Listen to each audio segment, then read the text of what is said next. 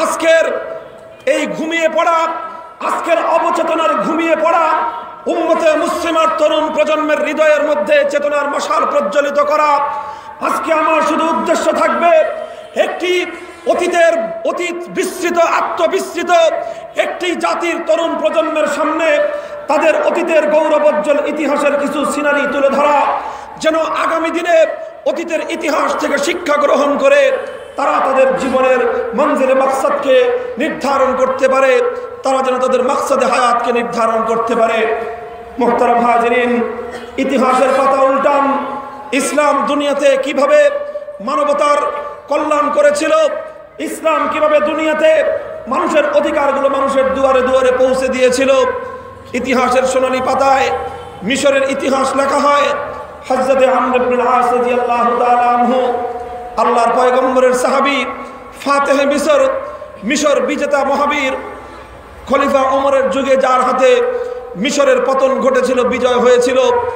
হযরতে আমর বিন আস মিশর বিজয় করবার পর তিনি মিশরের গভর্নর নিযুক্ত হলেন। মিশরের গভর্নর থাকা অবস্থায় সংবাদ পেলেন হাজার হাজার মানুষের শোভাযাত্রা চলেছে, মধ্যখানে একজন সুন্দরী যুবতী রমণীকে সাজিয়ে গুছিয়ে তারা কোথাও নিয়ে যাচ্ছে। মিশরের গভর্নর জানতে চাইলেন কিসের শোভাযাত্রা এটা, এই নারীকে কোথায় নিয়ে যাওয়া হচ্ছে।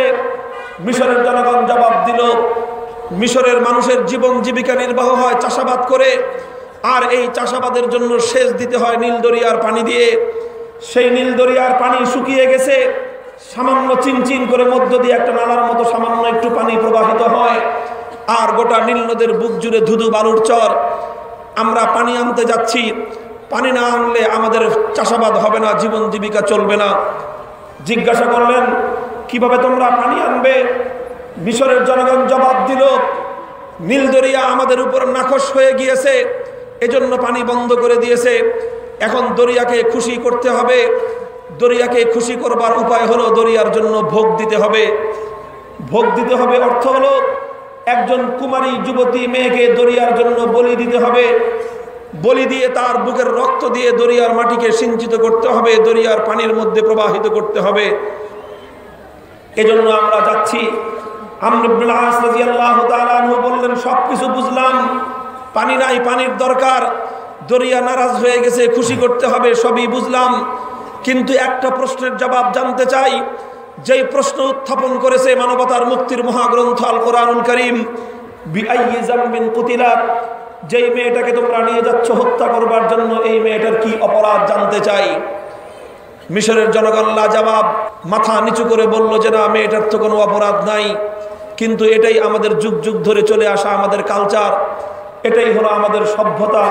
এভাবেই আমরা মিশরে প্রতি বছর একজন করে কুমারী মেয়েকে আমরা বলি দিয়ে থাকি। মুহতারাম হাজিরিন, হযরতে আমর ইবনে আস রাদিয়াল্লাহু তাআলা আনহু সঙ্গে সঙ্গে হুঙ্কার দিয়ে উঠলেন, আর স্পষ্ট ভাষায় ইসলামের মূলনীতির কথা ঘোষণা করে দিলেন, আল ইসলামু ইয়াহদিমু মা কানা ক্বাবলাহু। তিনি পরিষ্কার ভাষায় বললেন, এতদিন পর্যন্ত তোমরা এখানে কি করেছো তার জবাব মুসলমানরা দিবে না, কিন্তু এখনকার ইতিহাস তো ভিন্ন কিছু। এখন তো আল্লাহর এই জমিনের মধ্যে আল্লাহর কোরআনের রাজ কায়েম হয়েছে, খেলাফতের সোনালী শাসন ব্যবস্থা কায়েম হয়েছে। সুতরাং কোরআনের রাজ কায়েম হওয়ার পর, ইসলাম কায়েম হওয়ার পর, এখানে একজন নিরপরাধ মানুষের রক্তে আল্লাহর জমিন রঞ্জিত হবে। ইসলাম কোনোদিন কোন নিরপরাধ মানুষের রক্তপাতকে বৈধ করে দেয় নাই। স্টপ দ্য কিলিং, হত্যাকাণ্ড বন্ধ করো, অন্যায় হত্যাকাণ্ডের পারমিশন নাই। আল্লাহর পয়গম্বর মুহাম্মদ আরবি সাল্লাল্লাহু আলাইহি ওয়াসাল্লাম যেদিন মক্কা বিজয় করেছিলেন, মক্কার এই পবিত্র মাটির উপর দাঁড়িয়ে বিশ্ব মানবতাকে লক্ষ্য করে আল্লাহর নবী সবচেয়ে বড় জননিরাপত্তা আইন ঘোষণা করেছিলেন, আলা ইন্না দিমাআল জাহিলিয়াতি মাওযুউন তাহতা কদামাইয়া। আলা ইন্না দিমাআল জাহিলিয়াতি মাওযুউন তাহতা কদামাইয়া। আমি মুহাম্মদ আরবি ঘোষণা করলাম, জাহিলি যুগের যত বর্বর রীতি ছিল, মানুষকে হত্যা করবার সমস্ত জাহিলি যুগের অন্ধকার নীতি আর অন্ধকার বর্বরতা আমি আল্লাহর নবী মুহাম্মদ আমার পায়ের নিচে আমি কবর রচনা করলাম। সুতরাং আমার উম্মত কিয়ামত পর্যন্ত তোমাদের মধ্যে আর কোনোদিন যেন এই জাহেলি বর্বরতার কোনো রীতি মাথা গেড়ে উঠতে না পারে। হযরত আমর ইবনে আস রাদিয়াল্লাহু তাআলা আনহু বললেন, হত্যাকাণ্ডের পারমিশন নাই, হত্যাকাণ্ড বন্ধ করে দিলেন। মিশরের জনগণ বলল, তাহলে পানির ব্যবস্থা করেন। আমর ইবনে আস বললেন, পানির ব্যবস্থা হবে কি হবে না সেটা তো ভিন্ন বিষয়, পানির ব্যবস্থা হবে কি হবে না সেটা তো ভিন্ন বিষয়, কিন্তু তোমরা যেই পদ্ধতিতে পানির ব্যবস্থা করতে চাও, একজন নিরপরাধ মানুষের রক্তের বিনিময়ে তোমাদের এই এলাকায় নদীর পানি আসবে, একজনের রক্তের বিনিময়ে আরেকজন হাসি খুশি জীবন যাপন করবে, একজনের রক্তের উপর দিয়ে বাকিরা তাদের জীবন জীবিকা নির্বাহ করবে, একজনের রক্তের উপর দিয়ে আরেকজন আরাম আয়েশ করবে। ইসলাম কোশ্চিনকালেও এই স্বার্থপরতার রাজনীতিকে বরদাস্ত করে নাই। আমর ইবনে আস রাদিয়াল্লাহু তাআলা আনহু বলে দিলেন পরিষ্কার, আল্লাহর কোরআনের মূলনীতি হলো এই, মান কাতালা নাফসান বিগাইরি নাফসিন আও ফাসাদিন ফিল আরদি ফাকান্নামা কাতালান নাস জামিআ ওয়া মান আহইয়াহা ফাকান্নামা আহইয়ান নাস জামিআ। ইসলামের মূল বক্তব্য হলো এই, একজন নিরপরাধ মানুষের জীবনকে রক্ষা করবার জন্য যদি একজন নিরপরাধ মানুষের জীবনকে রক্ষা করা হয়, তাহলে তাম পৃথিবীর সমস্ত মানুষের জীবনকে রক্ষা করার সমপরিমাণ সওয়াব আল্লাহ দান করেন। আর একজন নিরপরাধ মানুষের জীবনকে যদি রক্ষা না করে একজন নিরপরাধ মানুষকে যদি খুন করা হয়, তাহলে সারা পৃথিবীর সমস্ত নিরপরাধ মানুষকে হত্যা করবার সমপরিমাণ গুনাহ তার হয়। মুহতারাম হাজিরিন, আল্লাহর কোরআনের জন্য নিরাপত্তা আইন এটা। এখানে নিরপরাধ মানুষের কথা বলা হয়েছে, মান কাতালা নাফসান বিগাইরি নাফসিন। এখানে মানুষের ধর্ম পরিচয় বিবেচনা করা হয় নাই, সে মানুষটা মুসলিম না অমুসলিম পার্থক্য করা হয় নাই, সে মানুষটা হিন্দু না বৌদ্ধ তার পরিচয় জানতে চাওয়া হয় নাই। আল্লাহর কোরআন বলেছে, কোনো নিরপরাধ মানুষকে হত্যা করা মহাপাপ, নিরপরাধ কোনো মানুষের রক্ত দিয়ে খোদার জমিনকে রঞ্জিত করা, तमाम পৃথিবীর সমস্ত মানুষকে হত্যা করার নামান্তর। মুহতারাম হাজিরিন, হত্যাকাণ্ড বন্ধ করে দিলেন, বললেন পানির ব্যবস্থা করবার জন্য আমি আমাদের খলিফা ওমর বিন খাত্তাব রাদিয়াল্লাহু তাআলা আনহুর কাছ থেকে পরামর্শ চাইব, সিদ্ধান্ত জানতে চাইব, তোমরা একটু অপেক্ষা করো। চিঠি লিখে সংবাদ অবগত করিয়ে দিলেন সোনার মদিনায়। পত্রবাহক চিঠি নিয়ে গেল মদিনাতে, আবার অল্প ব্যবধানেই দ্রুত গতিতে আবার পাল্টা জবাব নিয়ে মদিনা থেকে খলিফাতুল মুসলিমিন ওমর বিন খাত্তাবের চিঠি নিয়ে মিশরে ফিরে আসলো পত্রবাহক। খলিফাতুল মুসলিমিন ওমর বিন খাত্তাব চিঠি লিখে দিয়েছেন মিশরের গভর্নরের নামে। সেই চিঠি আজও পর্যন্ত ইতিহাসের পাতায় সোনার অক্ষরে লিপিবদ্ধ আছে। খলিফাতুল মুসলিমিন ওমর বিন খাত্তাব রাদিয়াল্লাহু তাআলা আনহু সর্বপ্রথম মিশরের গভর্নরকে রাষ্ট্রীয় অভিবাদন প্রদর্শন করলেন। বললেন, হে মিশরের গভর্নর আমর বিন আস, তুমি একজন নিরপরাধ সংখ্যালঘু এক অমুসলিম তরুণীর রক্তপাত এবং তার হত্যাকাণ্ডকে বন্ধ করে দিয়েছ। ইসলামের মূলনীতির আলোকে আল ইসলাম ইয়াহদিমু মা কানা ক্বাবলাহু। এই কারণে আমি খলিফাতুল মুসলিমিন ওমর বিন খাত্তাব তোমার প্রতি রাষ্ট্রের পক্ষ থেকে সর্বোচ্চ রাষ্ট্রীয় সম্মান প্রদর্শন করলাম। মুহতারাম হাজিরিন, এই হলো ইসলাম। এই মেয়ের বংশ পরিচয় শুনলে পরে ইতিহাস লেখে এই মেয়েটা ছিল একজন কিপ্তি বংশের মেয়ে। কিপ্তি বংশের মেয়ের অর্থ হলো সে ছিল বংশীয়ভাবে ফেরাউনের বংশধর। সে ছিল একজন ফেরাউনের বংশধর, সংখ্যালঘু অমুসলিম তরুণী। ও মুসলমান, ইসলাম তো ফেরাউনের বংশধর একজন অমুসলিম তরুণীর জীবনকে এভাবে নিরাপত্তা দিয়েছিল। আজ বড় দুঃখ এবং পরিতাপ লাগে, সেই ইসলামের নাম ব্যবহার করে, সেই ইসলামের কথা বলে নিরপরাধ সাধারণ মানুষের রক্তে যখন খোদার জমিনকে রঞ্জিত করা হয়, আল্লাহর কসম খেয়ে বলে খোদার আরশ পর্যন্ত কেঁপে ওঠে। মুহতারাম হাজিরিন, হযরতে খলিফাতুল মুসলিমিন ওমর বিন খাত্তাব রাদিয়াল্লাহু তাআলা আনহু দ্বিতীয় সমস্যার সমাধান বলে দিলেন। নীল দরিয়ার পানি শুকিয়ে গেছে, সেই পানির ব্যবস্থা কিভাবে করবে? তিনি বললেন যে নীল দরিয়ার পানির সমস্যার সমাধানের জন্য আমি দরিয়ার নামে একখানা চিঠি লিখে দিয়েছি। হে মিশরের গভর্নর, তুমি আমার পক্ষ থেকে আমার এই চিঠি নিয়ে নীল দরিয়ার কাছে পৌঁছে দাও। একটা বিতাকা লিখে দিয়েছি, ছোট্ট একটা চিরকুট পত্র মিশরের গভর্নর জনগণকে জানিয়ে দিলেন মদিনার পক্ষ থেকে সমাধান চলে এসেছে। জনগণ জানতে চাইল কি সমাধান। গভর্নর বললেন খলিফা ওমর নীল দরিয়ার নামে চিঠি লিখে দিয়েছেন। মিশরের জনগণ হাসে, বিদ্রুপ করে আর তাচ্ছিল্য করে যে পাগল তো অনেক দেখেছি, পাগলামির কথাও অনেক শুনেছি, এটা কোন ধরনের পাগলামি? দুনিয়ার মানুষ নাকি দরিয়ার নামে চিঠি লেখে? এমন আজগুবি কথা তো পৃথিবীতে আগে কোনোদিন শোনা যায় নাই। মোহতারাম হাজিরিন, আমি আমার বর্তমান প্রজন্মের মুসলমানদেরকে শুধু এতটুকু কথা স্মরণ করিয়ে দিতে চাই, হে মুসলিম যুব প্রজন্ম, নিজেদের অতীত ইতিহাস পড়ো। আমরা কাদের উত্তরসূরি?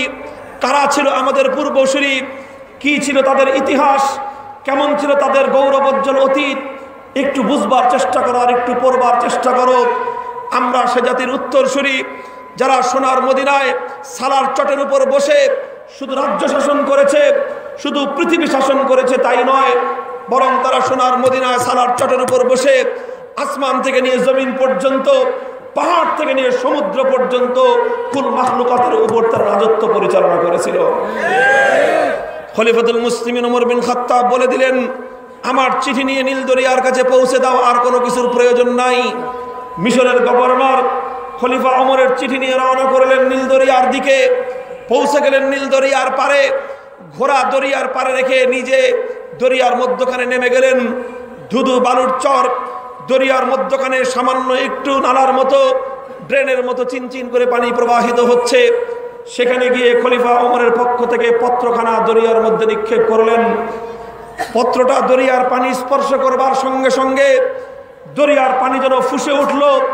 দরিয়ার পানির মধ্যে গর্জন দিয়ে স্রোতের পানি প্রবাহিত হতে আরম্ভ করলো। মিশরের গভর্নর উল্টো দৌড়ে দরিয়ার পারে উঠতে চেষ্টা করতে লাগলেন। তার সমস্ত শক্তি দিয়ে তিনি দৌড়াতে আরম্ভ করলেন। তিনি দৌড়ে কোনো রকম দরিয়ার পারে উঠতে পেরেছেন ঠিক, কিন্তু ততক্ষণে বাঁধ ভাঙ্গা জোয়ারের পানি, স্রোতের পানি এসে তার হাঁটু পর্যন্ত ভাসিয়ে নিয়ে গেছে। মোহতারাম হাজিরিন, ইতিহাস লেখে এক হাত দুই হাত নয়, খলিফা ওমরের পয়গাম পাওয়ার সঙ্গে সঙ্গে মিশরের নীল দরিয়ার মধ্যে 17 হাত পানির জোয়ার স্রোতের বাঁধ ভাঙ্গা স্রোতের মতো প্রবাহিত হয়েছিল। ও দোস্ত, প্রশ্ন হলো খলিফা ওমর এমন কি চিঠি লিখেছিলেন নীল দরিয়াকে লক্ষ্য করে? সেই চিঠির মধ্যে এমন কোন জাদুমন্ত্র ছিল, না এমন কোন ঝাড়ফুঁক করা ছিল যেই মন্ত্রের বদৌলতে মিশরের নীল দরিয়ার মধ্যে এমন পানির স্রোত বয়েছিল? ইতিহাসের পাতায় খলিফা ওমরের লিখিত সেই নীল দরিয়াকে লক্ষ্য করে সেই চিঠির কথাগুলো আজও পর্যন্ত সোনার অক্ষরে লিখিত আছে। খলিফাতুল মুসলিমিন ওমর বিন খাত্তাব দরিয়াকে লক্ষ্য করে অল্প কয়েকটি কথাই বলেছিলেন। আম্মা বাদ ফায়ানি লা মিসর ফাইন কুনতি জারিয়াতাম মিন কিবালিকি ফালা তাজরি ওয়া ইন কানা আল্লাহুল ওয়াহিদুল কাহ্হার হুয়াল্লাযী আজরাকি ফাসআলুল্লাহাল ওয়াহিদুল কাহ্হার আন ইউজরিয়াকি। ও মিশরের নীল দরিয়া, তুই যদি আমার আল্লাহর হুকুমে প্রবাহিত হয়ে থাকিস, তাহলে আমি হলাম আল্লাহর এই জমিনে খলিফাতুল্লাহ ফিল আরদ। আমি হলাম খোদার পক্ষ থেকে তার জমিনে তার খলিফা, তার প্রতিনিধি, তার রিপ্রেজেন্টেটিভ। সুতরাং আমি সেই আল্লাহর অনুমতি সাপেক্ষে তোর প্রতি হুকুম জারি করলাম। আমার হুকুম পাওয়ার পর ও দরিয়া কাল বিলম্ব করবার পারমিশন নাই, সঙ্গে সঙ্গে তুই আবার আগের গতিতে প্রবাহিত হয়ে যাবি। আদারওয়াইজ, আর যদি নীল দরিয়া তুই আমার আল্লাহর জমিনে আল্লাহর হুকুম ছাড়া নিজের ইচ্ছার খেয়াল খুশি মতো প্রবাহিত হয়ে থাকিস, তাহলে ও দরিয়া তোর জন্য আমার পয়গাম হলো এই, উম্মতে মুসলিমার পক্ষ থেকে খলিফার পয়গাম হলো এই, খোদার জমিনে যেই দরিয়া খোদার হুকুম ছাড়া প্রবাহিত হয়, খোদার জমিনে যেই দরিয়া খোদার হুকুম ছাড়া নিজের ইচ্ছার খেয়াল খুশি মতো প্রবাহিত হয়, এমন কুলাঙ্গার দরিয়ার উম্মতে মুসলিমার কোনো প্রয়োজন নাই। মুহতারাম হাজিরিন, এই হলো সেই কথা, এই হলো সেই কথার পাওয়ার, যে পাওয়ার মিশরের নীল দরিয়ার মধ্যে বাঁধ ভাঙ্গা জোয়ারের স্রোত প্রবাহিত করেছিল। এই হলো সেই পয়গাম, যে পয়গাম দেওয়ার পর মিশরের নীল দরিয়ায় বাঁধ ভাঙ্গা জোয়ারের স্রোতের পানি প্রবাহিত হয়েছিল, আজও প্রবাহিত হয়। ১,৫০০ বছর পর্যন্ত পৃথিবীর ইতিহাস থেকে অনেক নদী শুকিয়ে গেছে, অনেক নদীর বুকের উপর ধুধু বালুর চর তৈরি হয়েছে, উপর দিয়ে বিশাল নগর এবং শহর গড়ে উঠেছে, অনেক নদীর বুকের উপর অট্টালিকা বিশাল প্রাসাদ তৈরি হয়েছে। আজ ১৩,০০০ বছর পর্যন্ত নীল দরিয়ার পানির মধ্যে কোনোদিন পানির সংকট তৈরি হয় নাই। মুসলমান, এই ইতিহাসের মধ্যে বাংলাদেশের ১৫ কোটি মুসলমানদের মুক্তির পয়গাম রয়ে গেছে। এই ইতিহাসের মধ্যে এই শাহজালালের পবিত্র ভূখণ্ডের ১৬ কোটি মুসলমানদের মুক্তির সনদ রয়ে গেছে। আজ আমার দেশের পদ্মা নদীতে ধুধু বালুর চর, আজ আমার মেঘনা শুকিয়ে মরপ্রায়, আজকে আমার সোনার বাংলার শত শত খোদার দান নদীমাতৃক বাংলাদেশ আজকে মরুর শ্মশানে রূপান্তরিত হওয়ার অবস্থা। কারণ একটাই, ও মুসলমান, এক খলিফা ওমর তোমার বুকে তৈরি করো, একজন শাসক তোমাদের বুকের মধ্যে ধারণ করো। সেই শাসক যদি খলিফা ওমরের চেতনা নিয়ে আরেকবার হুঙ্কার ছাড়তে পারে, আমি চ্যালেঞ্জ করে বলতে পারি মরণবাদ ফারাক্কা ভেঙে গুড়িয়ে যাবে। মুসলমান,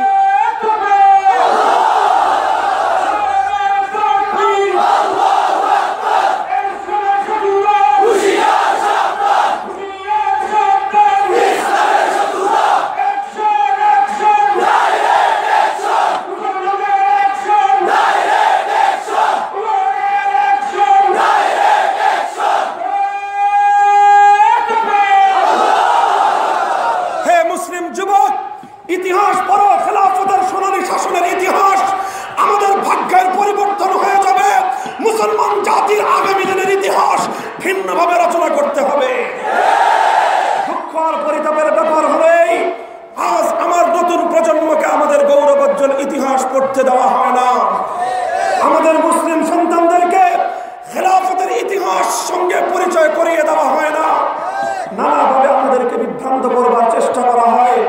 মুহতারাম হাজিরিন, ইসলাম দুনিয়াতে কোন পয়গাম নিয়ে দুনিয়ার দুয়ারে দুয়ারে ঘুরেছিল, আর কিভাবে প্রতিটি ভূখণ্ডে ইসলামের গৌরবোজ্জ্বল ইতিহাস রচিত হয়েছিল, আমার সোনার সন্তানদেরকে সেই ইতিহাস পড়াও।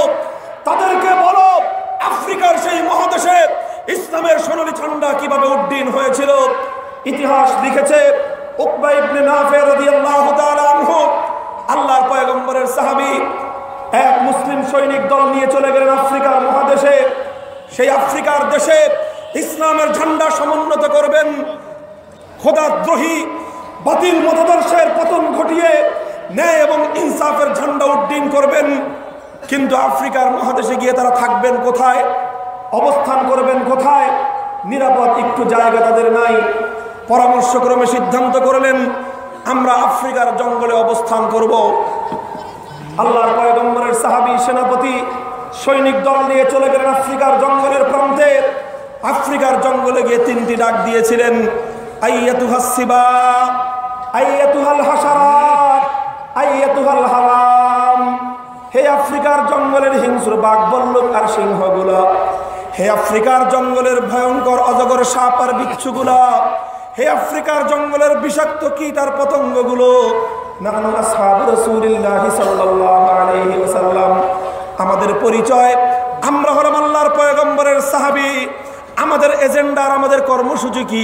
জিনা লিনুখরিজান নাস মিন ইবাদাতিল ইবাদি ইলা রাব্বিল ইবাদ। জিনা লিনুখরিজান নাস মিন ইবাদাতিল ইবাদি ইলা রাব্বিল ইবাদ। আমরা এসেছি আফ্রিকার কালো মানুষগুলোকে মুক্তির সন্ধান দিতে, আফ্রিকার সাদাসিধা মানুষগুলোকে। দুনিয়ার কিছু শাসক আর শোষক শ্রেণী তারা নানা রকম জুলুমের শোষণের হাতিয়ার আর তন্ত্র মন্ত্র তৈরি করে মানুষকে গোলামের জিঞ্জিরে আবদ্ধ করে তারা মানুষকে দাসের জাত আর গোলামের জাতে রূপান্তরিত করে রেখেছে। সাহাবায়ে কেরাম বললেন, অথচ এ মানুষ ছিল আল্লাহর গোলাম। এ মানুষ ছিল কার গোলাম? চিৎকার করে বলেন, মানুষ একমাত্র কার গোলাম? ও দুনিয়ার মানুষ, মানুষ একমাত্র কার গোলাম? সাহাবায়ে কেরাম বললেন, মানুষ ছিল যে আল্লাহর গোলাম, সে আল্লাহর গোলামের মানুষগুলোকে দুনিয়ার বিভিন্ন জালিম আর শাসকেরা, দুনিয়ার বিভিন্ন জালিম আর শোষকেরা তারা জুলুম এবং শোষণের নানা তন্ত্রমন্ত্র তৈরি করে নানা সিস্টেমের গেরা করে ফেলে মানুষকে শোষণ করবার নানা হাতিয়ার দিয়ে শৃঙ্খল দিয়ে তাদেরকে বন্দি করে আল্লাহর গোলাম মানুষগুলোকে তারা মানুষের গোলামে রূপান্তর করে রেখেছে। সাহাবায়ে কেরাম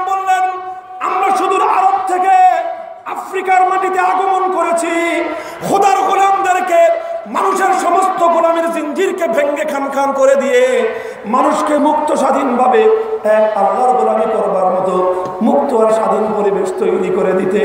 সুতরাং হে আফ্রিকার জঙ্গলের হিংস্র প্রাণীগুলো, আমরা এসেছি মানবতার কল্যাণ করতে, আমরা এসেছি মানুষকে মানুষের গোলামির অভিশাপ থেকে মুক্তি দিয়ে এক আল্লাহর গোলামি করবার মতো মুক্ত স্বাধীন পরিবেশ তৈরি করতে।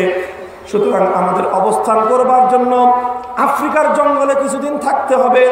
ফরহালু ফামান ওয়াজাদনা বাদু কাতালনাহু। আফ্রিকার জঙ্গলের একটা বড় এলাকা, নির্দিষ্ট একটা এলাকা চিহ্নিত করে দিয়ে বললেন, আমরা এই এলাকায় অবস্থান করব, এখানে আমরা আমাদের তাবু কায়েম করব। সুতরাং হে হিংস্র প্রাণী, বাঘ, বল্লভ আর অজগর সাপগুলো, তোমরা এই এলাকা ছেড়ে দিয়ে জঙ্গলের গহীন অঞ্চলে চলে যাও। 1 ঘন্টার সময় দেওয়া হলো। 1 ঘন্টার পরে যদি এখানে কোনো হিংস্র প্রাণীকে পাওয়া যায়, তার বিরুদ্ধে আমরা আল্লাহর নবীর সাহাবী আমরা আইনানুগ ব্যবস্থা গ্রহণ করব। আইনানুগ ব্যবস্থা গ্রহণ করবার আলটিমেটাম দিয়েছেন, হুমকি দিয়েছেন। 1 ঘন্টার আলটিমেটাম দিয়ে কাদেরকে হুমকি দিয়েছিলেন? কাদেরকে আলটিমেটাম দিয়েছিলেন? দুনিয়ার কোনো মানুষকে নয় ও দোস্ত, দুনিয়ার সাধারণ কোনো জীবজন্তুকে নয়, বরং বিশ্ব ইতিহাসের সবচেয়ে ভয়ঙ্করতম জঙ্গল আফ্রিকার ভয়ঙ্কর হিংস্র প্রাণীগুলোকে লক্ষ্য করে এই আলটিমেটামের প্রতিক্রিয়া কি দাঁড়িয়েছিল ইতিহাস আজও পর্যন্ত লেখে। 1 ঘন্টার সময় লাগে নাই, 1 ঘন্টার সময় লাগে নাই, অল্প কয়েক মিনিটের মধ্যে আফ্রিকার জঙ্গলের ভয়ঙ্কর বাঘ, বল্লভ আর সিংহগুলো তাদের বাচ্চাদেরকে নিয়ে, আফ্রিকার জঙ্গলের অজগর সাপগুলো তাদের বাচ্চাদেরকে নিয়ে, কীট পতঙ্গ আর বিচ্ছুগুলো তাদের বাচ্চাদেরকে নিয়ে গোটা এলাকা খালি করে দিয়ে জঙ্গলের গহীন অঞ্চলে চলে গেল। মুসলমান ইসলামের সৈনিকেরা জঙ্গলে অবস্থান করলেন, গোটা আফ্রিকা মহাদেশে আল্লাহর দ্বীনের ঝান্ডা সমুন্নত করলেন। আজও পর্যন্ত আফ্রিকার জঙ্গলের সেই এলাকা ইতিহাসের কিংবদন্তি হয়ে আছে এবং সেই এলাকাটা আজও চিহ্নিত হয়ে উম্মতে ইসলামিয়ার গৌরবের স্বাক্ষর বহন করে। পৃথিবীর অন্যতম প্রাচীন বিশ্ববিদ্যালয় জামিয়াতুজ জাইতুনা সেখানে কায়েম হয়ে আজও দুনিয়ার এই আকাশ এবং বাতাসে আল্লাহর কোরআন এবং নবীর সুন্নাহর পয়গামের আলো বিকিরণ করতেছে। ও মুসলমান, এটাই ছিল আমার আর তোমার ইতিহাস। আফ্রিকার জঙ্গলের হিংস্র প্রাণীগুলো আমার আর তোমার পূর্বসূরীদের সাহায্যের জন্য জঙ্গল খালি করে দিয়েছিল। কেন খালি করে দিয়েছিল? কারণ তাদের এজেন্ডা ছিল দুনিয়ার ক্ষমতার লড়াই করা নয়, আধিপত্যের লড়াই করা নয়। তাদের এজেন্ডা ছিল মানবতার কল্যাণ করা, তাদের এজেন্ডা ছিল মানুষের মুক্তি কামনা করা। তারা আগমন করেছিলেন আল্লাহর এই জমিনের মধ্যে মানুষকে মানুষের দাসত্বের শৃঙ্খল থেকে মুক্ত করে এক আল্লাহর গোলামি করবার মতো মুক্ত আর স্বাধীন পরিবেশ তৈরি করে দেওয়া।